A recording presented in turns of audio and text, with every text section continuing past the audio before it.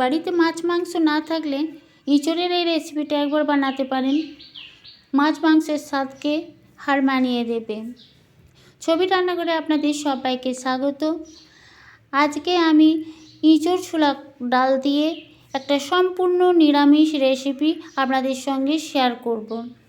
চলুন এই রেসিপিটার জন্য আমি কী নিয়েছি সেটাই আপনাদের সঙ্গে শেয়ার করছি। আমি এখানে নিয়েছি অর্ধেকটা ইঁচড়টা বড় আছে, আর এখানে 100 গ্রাম ছোলার ডাল নিয়েছি।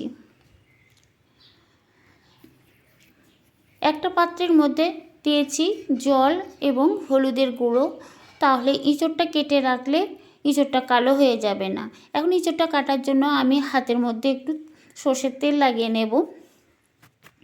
তেল লাগিয়ে নিলে হাতে আঠা লাগবে না বা হাতটা কালো কষ লেগে যাবে না।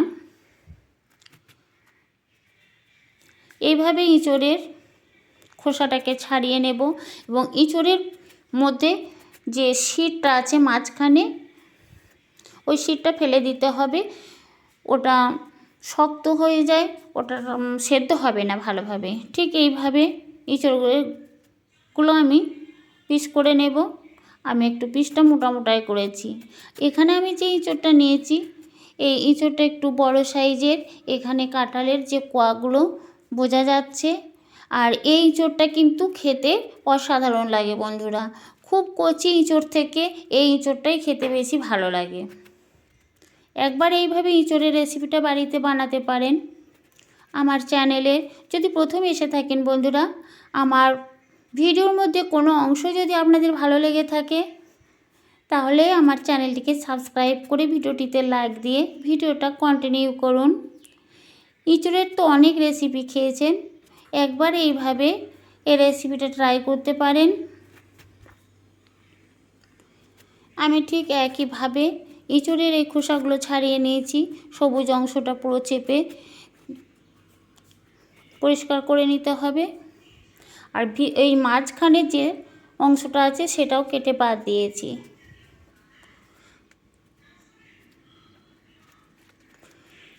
হলুদ জলের মধ্যে এইভাবে ডুবিয়ে রাখলে ইঁচড়টা কালো হয়ে যাবে না।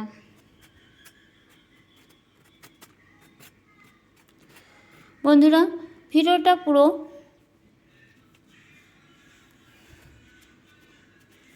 ভিডিওটাই দেখবেন।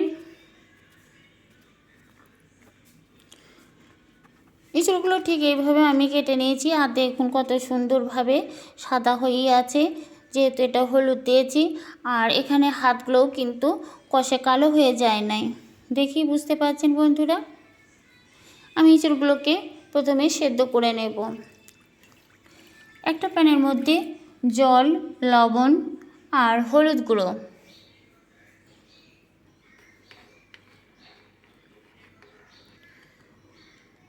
এখন কেটে রাখা ইঁচড়গুলো দেব।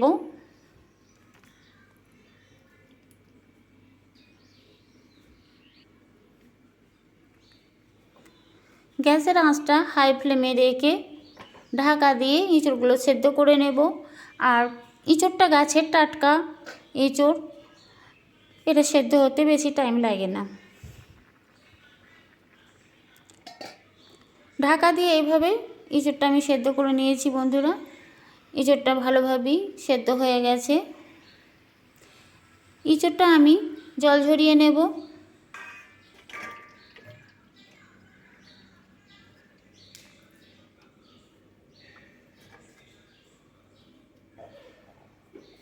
রেসিপিটা বানানোর জন্য গ্যাসের ওভেনে এক কড়াই বসিয়েছি, দেব সর্ষের তেল।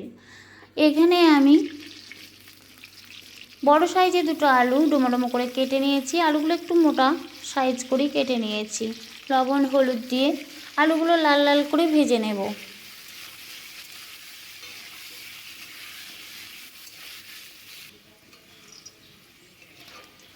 আলুগুলো লাল লাল করে ভাজা হয়ে গেছে। এখন আলুগুলো আমি তুলে নিচ্ছি বন্ধুরা। ওই তেলের মধ্যেই সেদ্ধ করে রাখা ইঁচড়টা ভেজে নেব।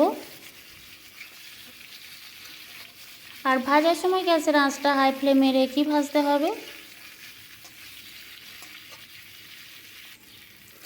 ইঁচড়গুলো ঠিক এইভাবে আমার ভাজা হয়ে গেছে। দেখি বুঝতে পারছেন, লাল লাল করে ভেজে নিয়েছি। এঁচোড়গুলো আমি একটা পাত্রে তুলে নেব। ওই কড়াইয়ের মধ্যে দেব সর্ষের তেল। তেল গরম হয়ে গেছে, ফোড়নে একটা তেজপাতা 2 টুকরো করে দিয়েছি, দেব দারচিনি, লবঙ্গ, এলাচ। ফোড়নটা ভাজা হয়ে গেছে, এখন 1 চামচ আদা বাটা দেব। এটা আমি সম্পূর্ণ নিরামিষ রেসিপিটা বানাচ্ছি বন্ধুরা, তাই এখানে পেঁয়াজ বা রসুনের কোনো ব্যবহার করব না। অল্প তেলে আদাটা একটু নাড়াচাড়া করে একটু জল দিয়ে একে একে শুকনো মশলাগুলো, হলুদ গুঁড়ো, ধনে গুঁড়ো, জিরে গুঁড়ো, লঙ্কা গুঁড়ো, লবণ, মশলাটা একটু কষে নেব।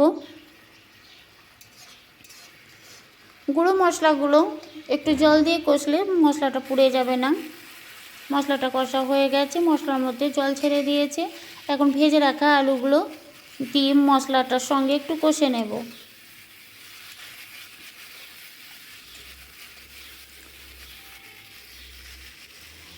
দেব পরিমাণ মতো জল। আলুগুলো যেহেতু সেদ্ধ হবে তার জন্য একটু জল দেব। এখানে আমি 100 গ্রাম ছোলার ডালটা 1 ঘন্টা আগে ভিজিয়ে রেখেছিলাম, ছেঁকে এখন আলুর মধ্যে দেব যাতে তাড়াতাড়ি সেদ্ধ হয়ে যাবে। আপনারা চাইলে কিন্তু ছোলার ডালটা আলাদাভাবে সেদ্ধ করে নিতে পারেন। আমি আলুর সঙ্গেই সেদ্ধ করে নিচ্ছি। এখানে ছোলার ডাল, আলু সেদ্ধ হয়ে গেছে। এখন ভেজে রাখা এঁচোড়গুলো দিয়ে একটু কষে নেব।